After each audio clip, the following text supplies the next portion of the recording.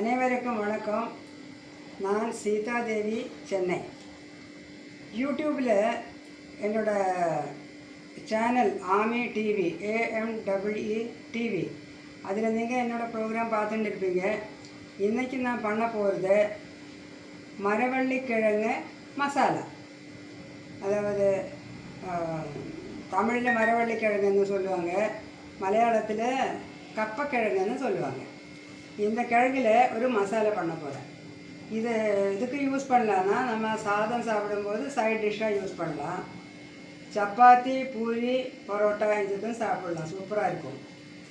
அது ஒன்றும் இல்லையா, டீ சாப்பிடுவோம் இல்லையா நம்ம, ஈவினிங் டீ, அது கூட ஒரு பிளேட்டில் வச்ச ஸ்பூன் எடுத்து சாப்பிட்டுட்டு டீ குடிச்சு பாருங்கள், சூப்பராக இருக்கும். டீ ஸ்நாக் மாதிரி அதுவும் நல்லாயிருக்கும்.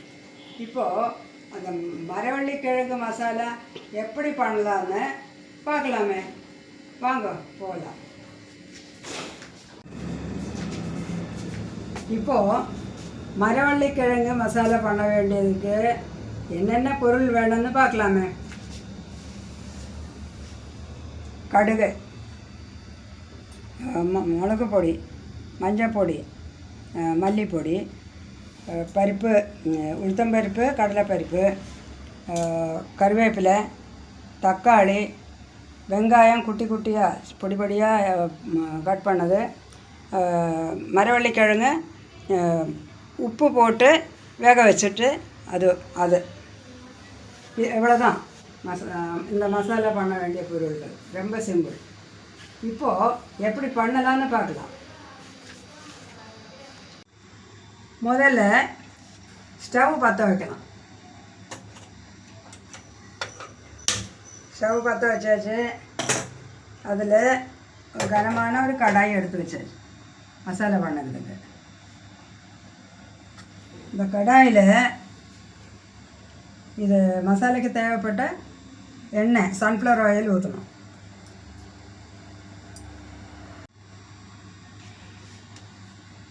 எண்ணெய் ஊற்றியாச்சு, சூடாகட்டும்.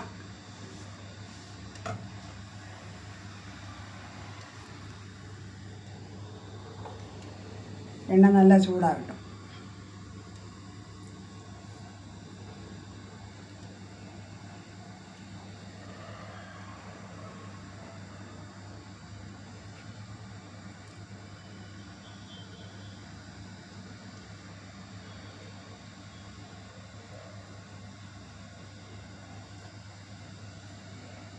நல்லா சூடாகிடுச்சு.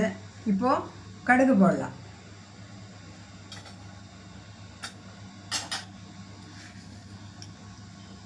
ஒரு ஸ்பூனு கடுகு,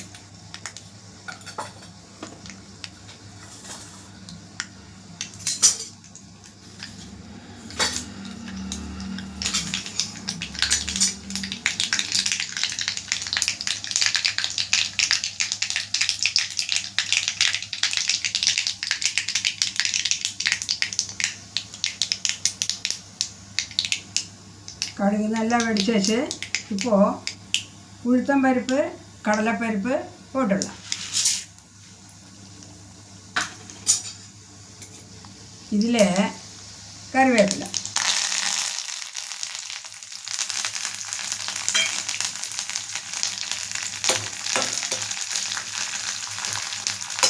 இதில் பொடி பொடியாக நறுக்கி வச்ச வெங்காயம்,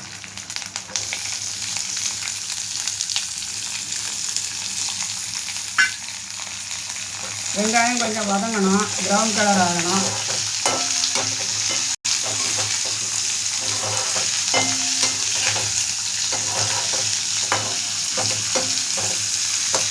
வெங்காயம் சீக்கிரமாக வதங்கணும்னு ஒரு ஐடியா இருக்குது. அது கொஞ்சம் உப்பு போட்டால் போதும், ஒரு பிஞ்சு.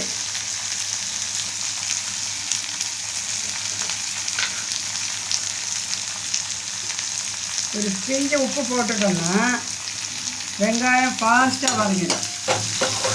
அது ஒரு டிப்ஸு.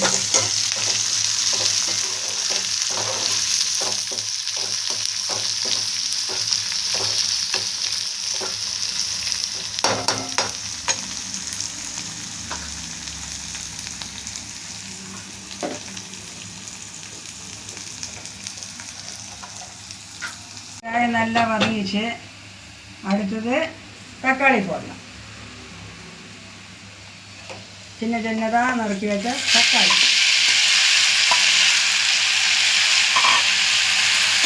இப்போ தக்காளி கொஞ்சம் வரணும், நல்லா வரணும்.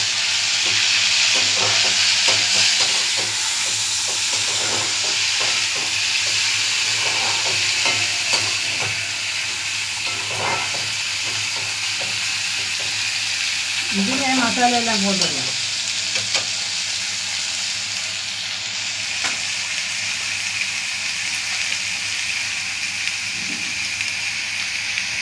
அரை ஸ்பூனு மஞ்சள்தூள்,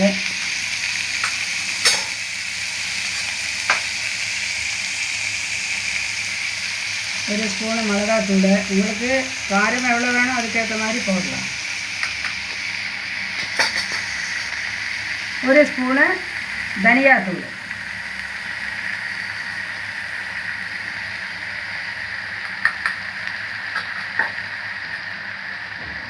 அவ்வளோதான் மசாலா. இது மசாலையும் வெங்காயம் தக்காளி எல்லாம் சேர்ந்து நல்லா வதங்கணும்.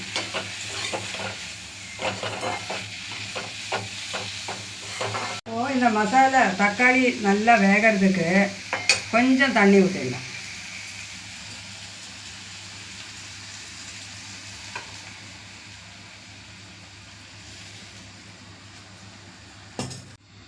இந்த தண்ணி அந்த கிழங்கு வேக வச்சால குக்கரில், அதில் இருந்த தண்ணி தான் நான் ஊற்றிருக்கேன்.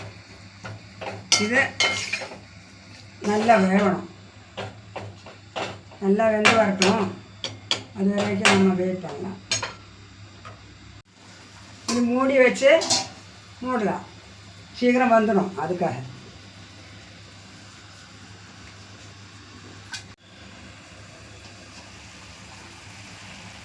இப்போது மசாலா நல்லா வெந்திருக்கு, நல்ல பதத்துக்கு வந்திருக்கு. இப்போ என்ன பண்ணலாம், நம்ம வேக வச்ச மரவள்ளிக்கிழங்கு போடலாம். அதில் தான் உப்பு போட்டு தான் வேக வச்சுருக்கேன். இது உப்பு போட வேண்டிய அவசியம் இல்லை. மரவள்ளிக்கிழங்கு போடலாம்.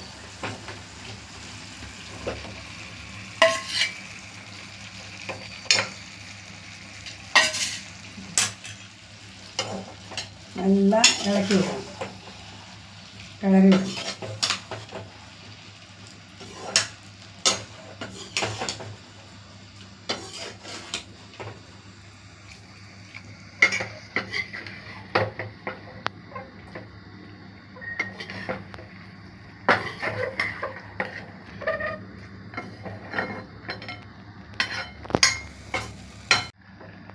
இப்படி பண்ணும்போது மசாலாவும் இந்த கிழங்கும் நல்லா ஜாயிண்ட் ஆகும், நல்லா இதாகும், எல்லாம் இதில் பிடிக்கும்.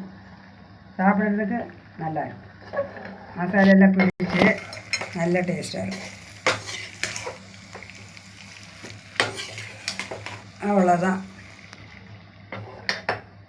அவ்வளோதான் நம்ம மரவள்ளிக்கிழங்கு மசாலா ரெடி. இப்போ எல்லாம் நல்லா மிக்ஸ் ஆகி மசாலா ரெடி ஆயிடுச்சு. இனி இது நம்ம வேற ஒரு டிஷ்ஷுக்கு மாற்றலாம். கேஸ் ஆஃப் பண்ணிடுச்சு.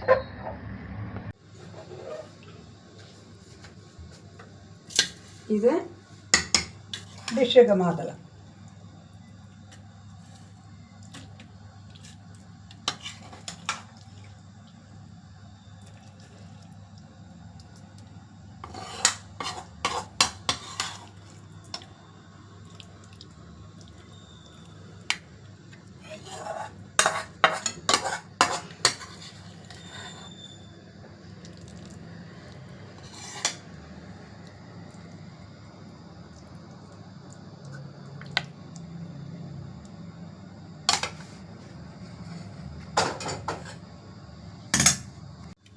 மரவள்ளிக்கிழங்கு மசாலா ரெடி. இப்போது இதில் மல்லி இலை கட் பண்ணி தூவி விட்டால் இன்னும் டேஸ்ட்டாக இருக்கும், பார்க்குறதுக்கும் நல்லா இருக்கும். நான் கருவேப்பிலை மட்டும்தான் போட்டிருக்கேன், மல்லி இலை போடலை. நீங்கள் பண்ணும்போது மல்லி இலை தூவி போட்டு பண்ணுங்கள். நீங்களும் வீட்டில் ட்ரை பண்ணி பாருங்கள். இந்த மசாலா பண்ணி சாப்பிட்டு பாருங்கள். சப்பாத்தி கூட பூரி கூட எல்லாம் நீங்களும் இந்த மசாலா மரவள்ளிக்கிழங்கு மசாலா வீட்டில் பண்ணி பாருங்கள், சாப்பிட்டு பாருங்கள். எப்படி இருக்குன்னு கமெண்ட் பாக்ஸில் போடுங்க. தயவுசெய்து சப்ஸ்கிரைப் பண்ணாதவங்க சப்ஸ்கிரைப் பண்ணுங்கள், லைக் பண்ணுங்கள், ஷேர் பண்ணுங்கள். நீங்கள் மறுபடியும் வேறொரு டிஷ்ஷோடு மீண்டும் சந்திப்போம். பாய்.